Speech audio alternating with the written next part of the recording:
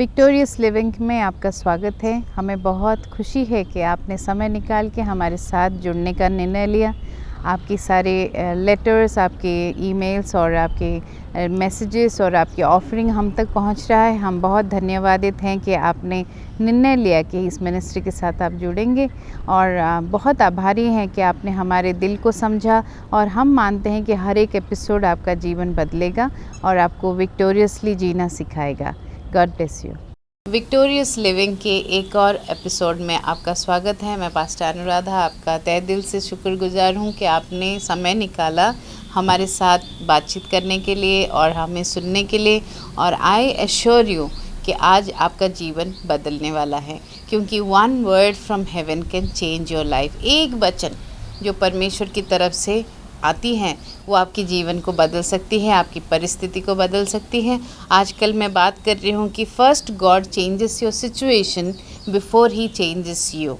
उस दौरान मैं आपको कुछ चीज़ें पिछले एपिसोड में आपको मैंने बताया था। आज मैं बॉडी सोल स्पिरिट के बारे में बताऊंगी। थोड़ा सा रिकैप करती हूँ कि परिस्थिति बदलने से पहले परमेश्वर सबसे पहले आपका दिल बदलेगा। वो आपकी ड्राइविंग सीट पे आना चाहेगा, क्योंकि उसको पता है कि रास्ते में कितने चैलेंजेस हैं, क्योंकि उसने ये सब कुछ बनाया है। यानी कि जब हमारी गाड़ी ख़राब होती है, अगर होंडा की गाड़ी ख़राब है तो हम होंडा के शोरूम में ले जाते हैं, हम मारुति के शोरूम में नहीं लेके जाते हैं, क्योंकि जो मेकर है वो गाड़ी को अच्छी तरह से समझता है। वैसे ही जब हमारी ज़िंदगी में कोई भी चैलेंजेस आते हैं, हमें वो मेकर के पास ले जाना चाहिए जिसने हमें बनाया है ना। सो परमेश्वर ने, जो इस जगत के रचयिता हैं, उन्होंने हमारे जीवन को बनाया है, माँ के पेट में हमें रखा, बाहर इंसान बना के निकाला। तो हम अपने जीवन में जब कमियां हो या चैलेंजेस हो, हम उसके पास अपने जीवन को लेके जा सकते हैं। मान लीजिए आज आप मुझे पहली बार देख रहे हैं और आपके जीवन बहुत चैलेंजेस से भरा हुआ है, बहुत सारा तकलीफ़ आपको हो रहा है और आप समझ नहीं पा रहे हैं कि इस परिस्थिति से आप बाहर कैसे आएंगे। सो आपको मैं आज बताना चाहती हूँ परमेश्वर की तरफ से कि परिस्थिति बदलने से पहले, सबसे पहले वो आपको बदलेगा। तो आज ये जो 20 मिनट हम साथ बिता रहे हैं, आप अपने अंदर देखें, अंदर झांकें, अपने दिल में देखें कि आपके दिल में क्या क्या चीज़ें हैं जो नहीं होनी चाहिए। क्योंकि जैसे जैसे मैं बात कर रही हूँ वैसे वैसे पवित्र आत्मा आपसे बात कर रहे हैं। मेरी आवाज़ से ज़्यादा आप एक दिल में आवाज़ सुन रहे हैं, एक स्टिल स्मॉल वॉइस सुन रहे हैं जो परमेश्वर की आवाज़ है। कैसे कैसे परमेश्वर बात करता है? वो सबसे पहले अपने बच्चन से बात करता है, फिर ड्रीम्स और विजन से बात करता है, तीसरा वो किसी इंसान को इस्तेमाल करता है आपसे बात करने के लिए। हो सकता है आज मुझे इस्तेमाल कर रहा है आपसे बात करने के लिए, लेकिन जैसे जैसे आप मुझे सुन रहे हैं आपके दिल में एक छोटी सी आवाज़ और भी है, वो पवित्र आत्मा की है। बड़े ध्यान से सुनिए कि वो आपको क्या बताना चाहते हैं। वापस परिस्थिति के बारे में बात करते हुए, कई बार परिस्थिति हमारा बनाया हुआ होता है, हम बिगाड़ देते हैं चीज़ों को। कई बार परिस्थिति हमारे हाथ में होता ही नहीं है। मान लीजिए हमारे लव्ड वन को कुछ बीमारी हुआ जो हमारे हाथ में नहीं था, या फिर कोई एक ऐसा इंसान जो करीब था वो चल बसा जिसको हम जाने देना नहीं चाह रहे थे वक्त से पहले। तो ऐसे बहुत सारी चीज़ें हमारी ज़िंदगी में हो सकते हैं जो हमारे हाथ में नहीं हैं। तो हम क्या करें? क्या हम ब्लेम करें परिस्थिति को, सिचुएशन को, लोगों को और कुड़कुड़ाएं और जीवन को वहीं ऐसे ब्लेम करते करते ख़त्म कर दें, या फिर हम उठ खड़े हो जाएं? जैसे प्रकाशमान हो बताया गया है आइज़ाया 60 में, प्रकाशमान हो। क्या कैसे प्रकाशमान हो सकते हैं? उठ खड़े हो जाओ, अराइज एंड शाइन। जब तक आप अराइज नहीं करेंगे, शाइन कैसे करेंगे? तो परिस्थिति में जब हम दब जाते हैं, हम वहाँ पड़े रहना चाहते हैं। हम चाहते हैं कि अरे मेरे साथ ही ऐसे क्यों हो गया, अरे मुझे कोई कंपैशन क्यों नहीं दिखा रहा है, मुझे ये क्यों नहीं बोल रहा है कि हाँ तुम्हारे साथ ही ऐसे क्यों हो जाता है। ऐसे सब हमें सुनने में अच्छा लगता है, लेकिन ये हमें मदद नहीं करेंगी।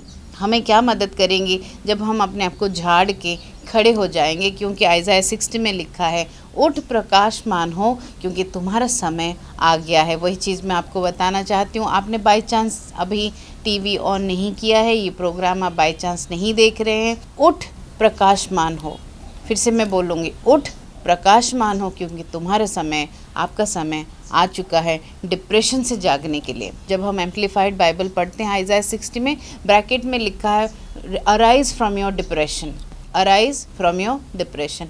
जो भी आपको दबा के रख रही है, जो भी डिप्रेशन हो या एंग्जाइटी हो या फियर हो या फिर कुछ भी मनोभावना आपकी जो दबा के आपको रख रही है, आज वो समय है आप उठ के खड़े हो जाएं, क्योंकि पवित्र आत्मा महसूस कर रही हूँ कि आपके ऊपर उतर रही हैं, वो आपसे बातें कर रही हैं, वो आपको सामर्थ्य दे रही हैं कि आप उठ के खड़े हो सको। जैसे ही आप उठ के खड़े होंगे आपकी परिस्थिति बदलेगी। एक फिर से बताऊंगी, before God changes your circumstances, he changes you, क्योंकि वो आप में इंटरेस्टेड है। देखिए, अगर आप तैयार नहीं हैं और वो आपको मिरेकल दे देता है, आप उस मिरेकल को ज़्यादा देर मेंटेन नहीं कर पाएंगे, क्योंकि आपका कैरेक्टर, आपका सराउंडिंग उसके लिए रेडी नहीं है। मुझे परमेश्वर ने एक बार बताया, मैं बहुत ज़ोर से प्रेयर कर रही थी, काफ़ी दिन तक प्रेयर कर रही थी, परमेश्वर ये मुझे चाहिए। परमेश्वर ने मुझे एक दिन बहुत धीरे से बोला कि तुम तैयार हो, लेकिन तुम्हारे साथ में जो लोग खड़े होंगे वो तैयार नहीं हैं। तो मेरे फ्रेंड, मुझे कम से कम 7 साल इंतज़ार करना पड़ा कि मेरे साथी लोग तैयार हो जाएं।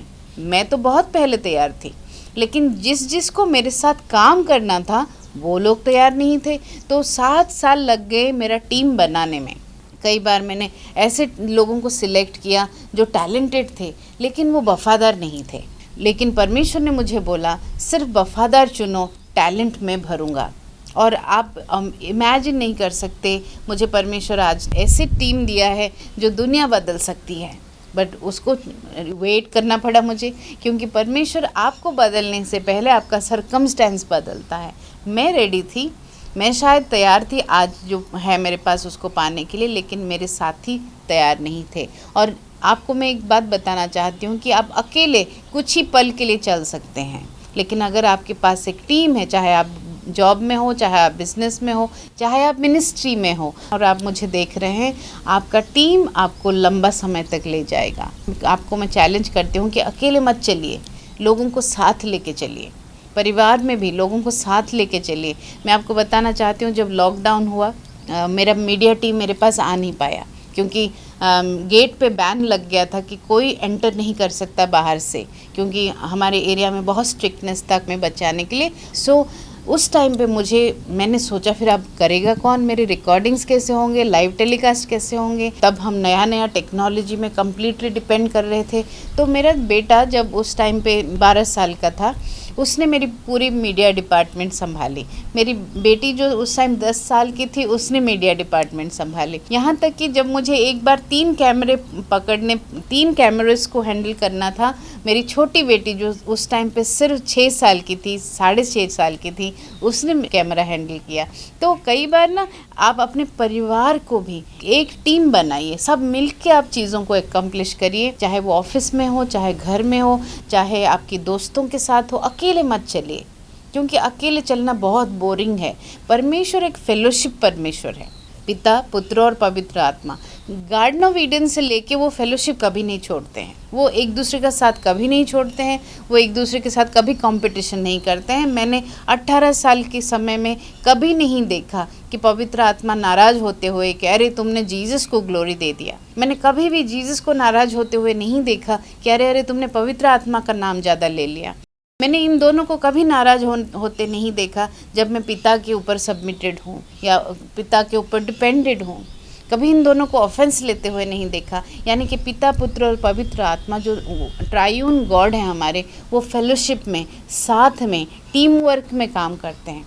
पिता ने सोचा, पुत्र ने उसको एकम्प्लिश किया, आके अपने आप को क्रूस पे दान दिया, और पवित्र आत्मा उतर के आई और आज वो काम कर रही हैं। तीनों का जो हार्मनी हम देखते हैं, तीनों का जो कोऑर्डिनेशन हम देखते हैं, हम नहीं देखते हैं वहाँ पे कोई चैलेंज है। इसीलिए बहुत ज़रूरी है कि आप टीम वर्क सीखें। Coming back, before changing your circumstance, God will change you. अगर आप दूसरों के साथ मिलकर काम नहीं कर पा रहे, परमेश्वर सबसे पहले आपको वो सिखाएंगे कि कैसे दूसरों के साथ मिलके काम करना है।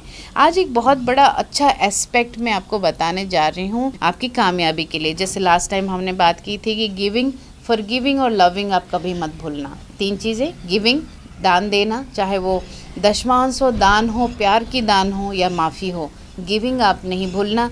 फॉरगिविंग मत भूलना, क्योंकि माफ़ किए बगैर आपकी पाप माफ़ नहीं होंगे। और लविंग आप मत भूलना, क्योंकि प्यार आपका वेपन है।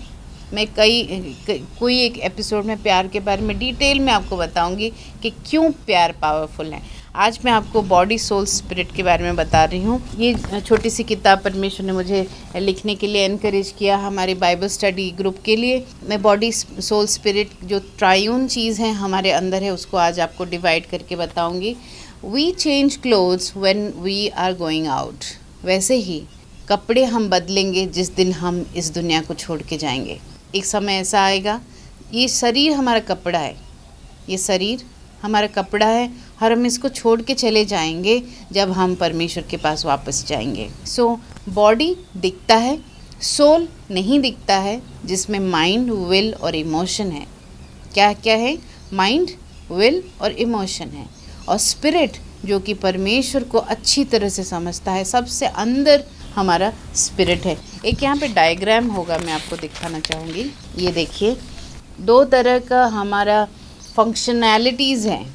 जब हम स्पिरिट को रूल करने देते हैं वो सबसे पावरफुल और सेंटर में होता है, सोल उसके बाहर होता है और बॉडी सबसे आखिर में है जो आप देख रहे हैं, है ना। स्पिरिट हमारा सबसे अंदर है। आप एक बॉडी नहीं है, आप एक स्पिरिट हैं। आप एक स्पिरिट हैं और आप इस शरीर में रह रहे हैं। लेकिन जब हम परमेश्वर को पहला स्थान नहीं देते हैं, ये सर्कल जैसे हो जाता है। बॉडी रूल करता है, बॉडी रूल करता है सोल के ऊपर और स्पिरिट को कोई जगह नहीं देता है।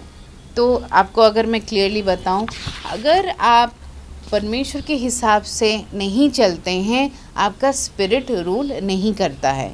Bible says in book of Romans that all the children of God are led by the spirit of God. All the children, दुनिया में सारे बच्चे जो परमेश्वर को मानते हैं वो परमेश्वर की आत्मा के चलाए चलते हैं। लेकिन अगर आप परमेश्वर को नहीं मानते हैं तो आप शरीर के चलाए चलते हैं। आप गलातियों का किताब पढ़ना, बहुत अच्छा किताब है। My favourite books are Colossians, Galatians and Ephesians. आप ये तीनों किताबों को अच्छी तरह से पढ़ना। फिलिपिन्स भी बहुत अच्छा किताब है। सो गैलेशियंस में लिखा है शरीर के जो काम हैं वो बिल्कुल मैनिफेस्ट करते हैं। क्रोध, विलास, ग्रीड, प्राइड, जेलसी, सब कुछ मैनिफेस्ट करता है। शरीर का काम है जो आप देख के बता सकते हैं इंसान को कि ये शरीर के चलाए चलता है। आप अगर किसी इंसान को देखेंगे, देख के ही बता सकते हैं कि वो स्पिरिट के हिसाब से चल रहा है, क्योंकि उसमें लव, जॉय, पीस, पेशेंस सब कुछ दिखाई दे रहा है। तो तीन चीज़ें अब आज हम डिवाइड करके देखते हैं। बॉडी जो दिखाई देता है, सारे काम जो है आप बॉडी में देखते हैं, सारे लोभ, विलास, जितने भी ग्रीड, प्राइड, जेलसी, सब कुछ हम बॉडी में देखते हैं। सोल में तीन चीज़ें हैं, ध्यान से सुनिए। माइंड, विल और इमोशंस। तीन चीज़ें क्या क्या हैं? माइंड जो सोचता है, विल जिससे हम डिसाइड करते हैं, एंड इमोशंस जो कि सैडनेस, हैप्पीनेस और ये सारे इमोशंस हैं। आज मैं बहुत खुश हूँ, ये इमोशन है।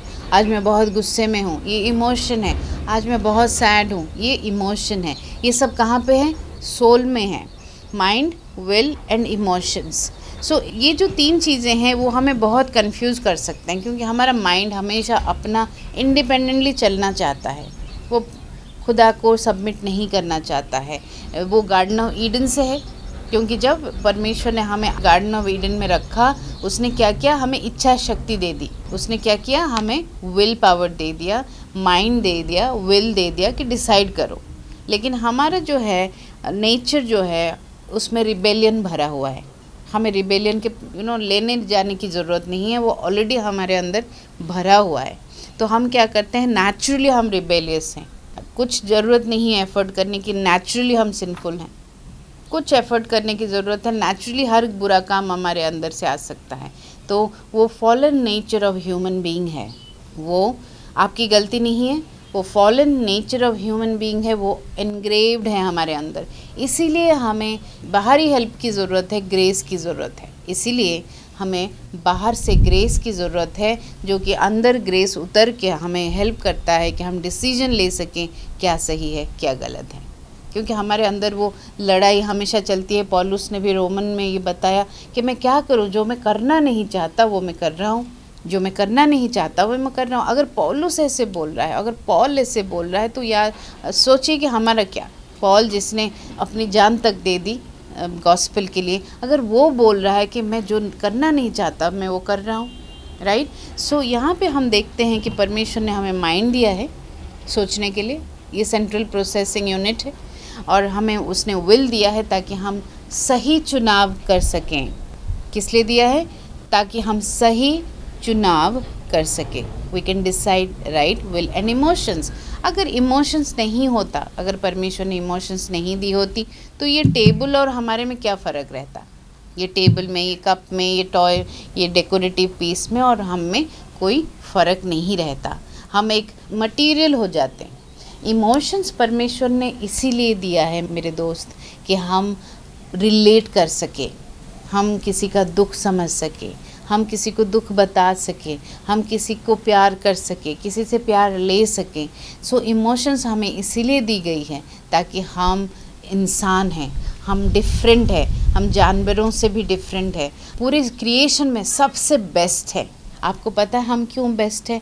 सबसे बड़ी चीज़ जो इंसान को मिली है वो बोलने की सामर्थ्य मिली है, डायलेक्ट मिली है। ना सिर्फ हम सोच पाते हैं, देखिए हर एनिमल भी सोच पाता है लेकिन उसकी सोच लिमिटेड है, लेकिन हमारी सोच जो है वो अनलिमिटेड है। ब्रेन जो है हमारा 10,000 CPU की बराबर है। इमेजिन क्या क्रिएशन है हम परमेश्वर के लिए। आखिर परमेश्वर ने हमें इतना अच्छा क्रिएशन क्यों बनाया है? किसी वजह से बनाया है, ताकि न सिर्फ हम ये दुनिया के ऊपर राज कर सकें, we can have dominion, but also we can be a blessing to the world.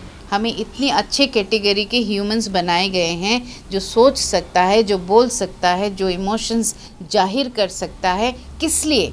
न कि हम दुनिया को डिस्ट्रॉय करें, बल्कि हम इस दुनिया के लिए एक ब्लेसिंग का कारण बने। जब गार्डन ऑफ ईडन में एडम को रखा गया था, उसको गार्डन की देखभाल करने के लिए रखा गया था। सबसे पहला जो उसका प्रोफाइल था, जॉब प्रोफाइल था, वो to take care of the garden that was entrusted to him. ये दुनिया हमें दिया गया है ताकि हम इसकी देखभाल कर सकें, ना कि इसको डिस्ट्रॉय कर सकें। लेकिन आज के डेट में इंसान डिस्ट्रक्टिव हो गया है, क्योंकि हर्टिंग पीपल हर्ट अदर्स। जब हम खुद दुखी हैं, खुद हम जेलसी में हैं, एनवी में हैं, प्राइड में हैं, ग्रीड में हैं, हम क्या करते हैं? दूसरों को हम वही देंगे जो हमारे पास हैं, वही देंगे हम। इसीलिए हम चाहते हैं कि हम और आप मिलके इस दुनिया को एक अच्छी जगह बनाएं, एक अच्छा प्लेस बनाएं, जहाँ पे हमारा आने वाला जेनरेशन तसल्ली से जी सके, ब्रीद कर सके। और ये आप और हम से ही शुरू होगा माय फ्रेंड। हम इंतज़ार नहीं करेंगे कि कोई हमारे बाद आएगा और चीज़ों को फिक्स करेगा। हम ही ये बदलाव लेके आएंगे, हम ये बदलाव लेके आएंगे। वापस जाते हुए स्पिरिट जो है टोटली परमेश्वर से मिला हुआ है। हमारा स्पिरिट बिल्कुल परमेश्वर की हर बात को समझता है। क्यों? क्योंकि परमेश्वर से ही वो आया हुआ है। सो परमेश्वर का स्पिरिट और हमारा स्पिरिट जब एक हो जाते हैं, हम एकदम से वही चीज़ें करने लग जाते हैं जो परमेश्वर को भाता है। क्या करते हैं हम वही चीज़ें करने लग जाते हैं जो परमेश्वर चाहता है, जो वचन में लिखा है। कई बार आपने देखा होगा, आपने बाइबल में पढ़ा भी नहीं था, लेकिन आप वो करने लग गए हैं जो परमेश्वर को पसंद है। जो आप वो करने लग गए हैं जो आपने बाइबल में पढ़ा भी नहीं था। आप न्यू बिलीवर हैं, लेकिन आप वो करने लग गए हैं क्योंकि आपका आत्मा और परमेश्वर का आत्मा एक हो चुका है। आप परमेश्वर के साथ में इकट्ठे हो गए हैं। तो रोमन्स चैप्टर 12 वर्स 2 में लिखा है, do not be confirmed to this world but be transformed by renewing your mind, renewing your mind that you may prove what is that good and acceptable and perfect will of God।